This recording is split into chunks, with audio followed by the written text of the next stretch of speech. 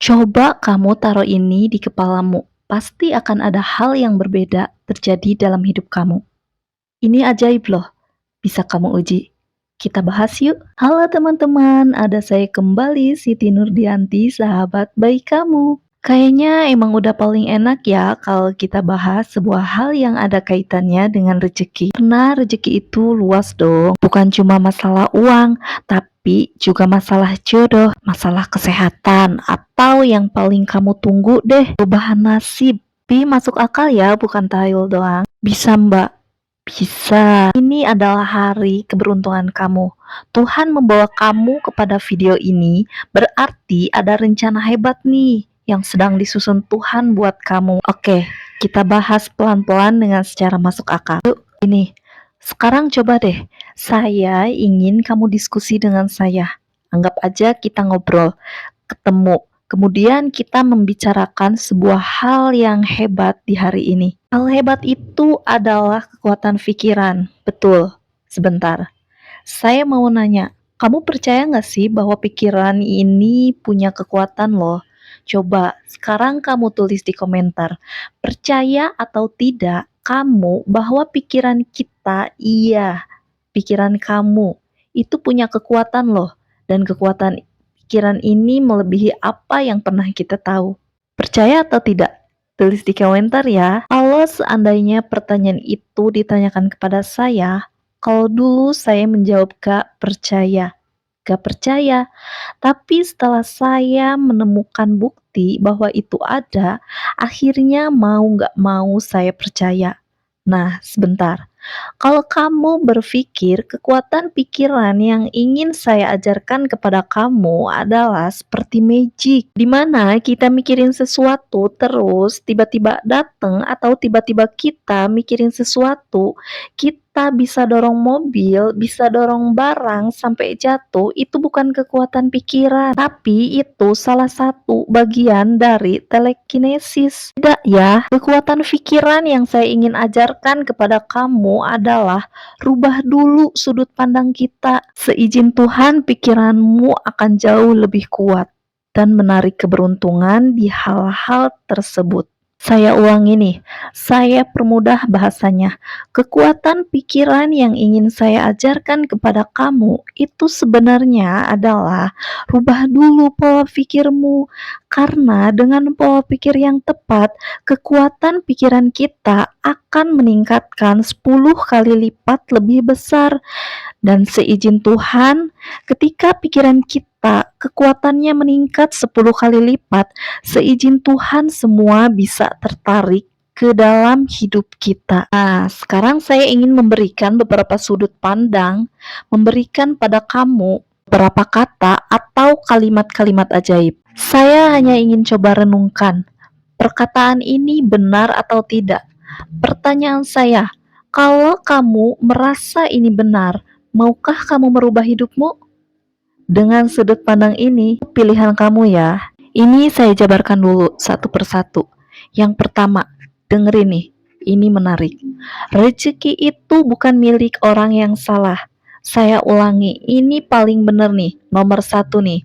Rezeki itu bukan milik orang yang salah. Pernah nggak kamu takut rezeki kamu tertukar? Jodoh kamu tertukar? Gitu ya. Tahu uang kamu yang harusnya datang ke kamu, datangnya malah ke orang. Pernah nggak? Jujur aja deh. Kalau jujur sepertinya pernah ya. Setiap orang yang nanya sama saya punya pertanyaan yang kadang-kadang sama. Bisa nggak mbak rezeki saya ketuker? Misalnya jodoh kamu diambil orang gitu, uang kamu diambil orang gitu, kerjaanmu diambil orang, bisa nggak?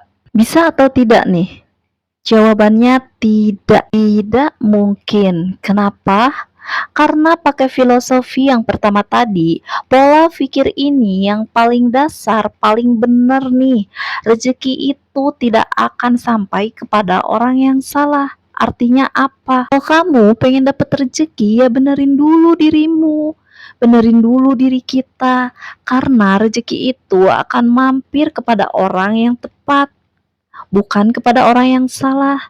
Pertanyaannya, selama ini kita udah benar belum? Maksudnya gimana, Mbak? Oke, contoh nih. Misal sekarang kamu pengen apa? Rezeki kan luas, ada uang, ada kesehatan, ada jodoh. Saya buatin contoh jodoh dulu ya. Ini paling sering soalnya.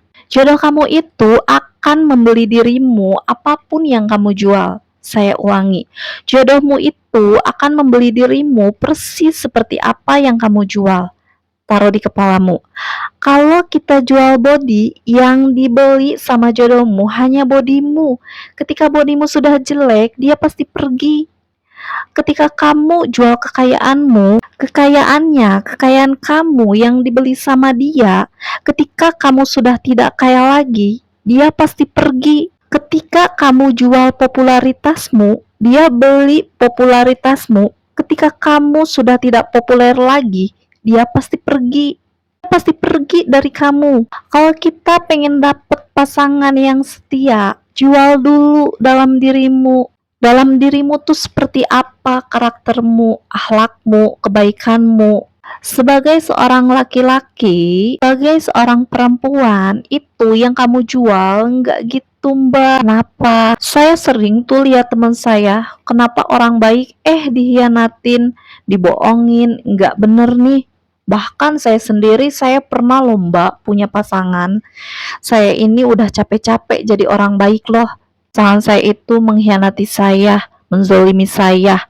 Gak mantep nih, gak bener nih. Kalau ini nih, sebentar. Saya mau tanya sama kamu. Kata siapa episode kamu udah selesai? Kata siapa percintaanmu kemarin salah ya? Iya, karirmu kemarin maaf nih, jelek ya. Keuanganmu mungkin sampai detik ini belum bagus ya. Betul. Padahal kamu udah jadi orang baik, rajin sedekah, bener nggak? Berusaha jadi orang yang terbaik lah, pokoknya betul. Kenapa masih susah?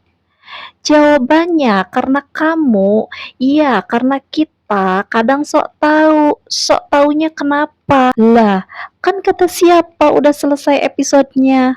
Masih jalan, Bung, masih jalan ini. Ini tuh episodenya masih di tengah-tengah. Jangan menyerah dulu, jangan menyimpulkan dulu dong. Memang kemarin kita dapat jodoh yang salah, tapi kan masih ada hari esok. Teruslah jadi orang baik dan ingat perkataan saya yang pertama. Rezeki tidak akan mampir kepada orang yang salah. Pertanyaannya, kamu ingin mendapat rezeki yang benar atau yang salah? Loh, jawab dong, mau dapat yang benar atau dapat yang salah? Kalau mau dapat yang benar, tetap jadi orang benar. Jangan kamu jadi orang yang salah hanya karena perilaku orang-orang yang membuat kamu putus asa. Janji ya, ini penting. Ini yang paling dasar. Yang kedua, rezeki itu persis seperti apa yang kamu yakini. Nah, ini paling penting nih. Kalau yang pertama tadi kan rezeki nggak akan mampir kepada orang yang salah. Benar ya, kita udah benar. Yang kedua juga ini penting nih. Kalau nggak ada yang kedua, ini parah juga. Apa Mbak? Rezeki itu akan persis seperti dengan apa yang kamu yakini. Sekarang saya mau tanya, kalau kamu misalnya kita bicara masalah karir dulu, kamu ada yang nawarin pekerjaan gitu ya, dengan pekerjaan yang gajinya tinggi, tapi kamu disuruh ketemu presiden, kamu merasa diri kamu layak nggak? Kalau jujur pasti kamu kaget.